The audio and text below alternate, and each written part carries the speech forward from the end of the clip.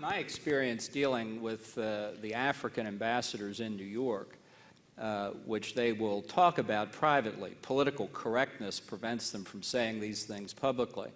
But there is no group more acutely aware of the failings of the United Nations and accordingly its inability to deliver what's needed in Africa than the Africans themselves. And if they could only break loose from this stifling political correctness, you'd be surprised to hear what they have to say about the UN. What would you propose having instead of, we all agree the United Nations needs to be better. What are you proposing to do about that? No, it's not my obligation. The responsibility to protect. Well, can I finish, please? The responsibility to protect specifically says it's the Security Council that decides when the intervention will take place. Agreed? That's what it says. That's what the outcome. If you're talking about the extreme case of military intervention, that's what the ultimate yes. Yeah. So the answer is yes. Okay. When all else fails. Okay. Which is where we are in Darfur, right? But nobody's arguing the case for military intervention in Darfur. You're setting up another straw man. We are precisely talking about military intervention in Darfur. We are talking about the deployment of a UN peacekeeping force.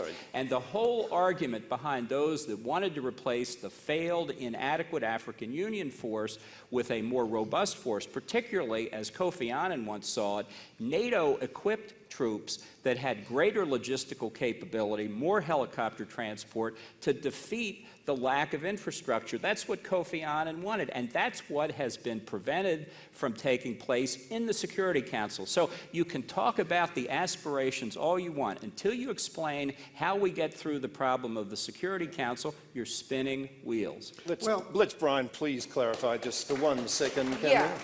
Just let's clarify this. There's a huge difference between a voluntary, consensual peacekeeping force of the kind that has now been approved in full by the Security Council. We're sure the Sudanese government is being obstructive, but most of the problem is the inability or unwillingness of individual states, including the Western states, to supply it with the resources, including helicopters, it needs. There's a huge difference between that set of problems and the other issue of sending in an invasion force, a humanitarian intervention in the traditional sense. And you're just running the two things together, because nobody is arguing the case now for an invasion force in Darfur, because to do so would be wholly counterproductive to the survival of the 2.5 million refugees there for a start. To protect civilians and humanitarians, it is a very different thing. We're not talking about your Iraq.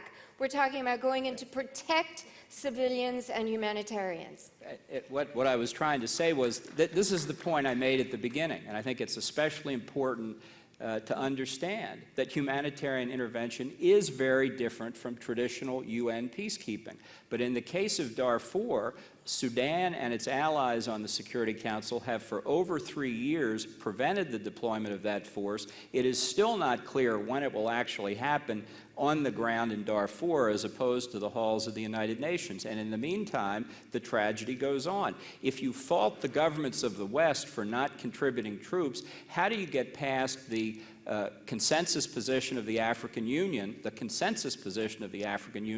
they don't want Western forces? They sure as hell want helicopters, John, and they're sure as hell not getting them.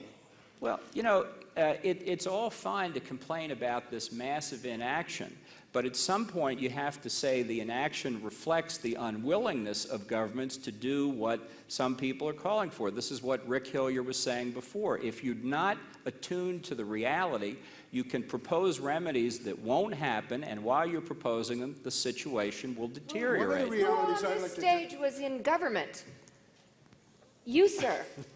So, yeah, I mean, we're talking about the failure of governments. We're talking about the failure of my government and your government. Actually, 3 of us have been in government at different points. But I want to tell you, I wish you could have been with the U.S. mission in New York when we were arguing to put Burma on the agenda of the Security Council. I wish you could have sat with us in these negotiations, not in the public chamber of the Security Council that we all see on television, but in the informal meeting chamber, arguing with countries like China and others about why they didn't even want us to talk about Burma. Hours and hours and hours.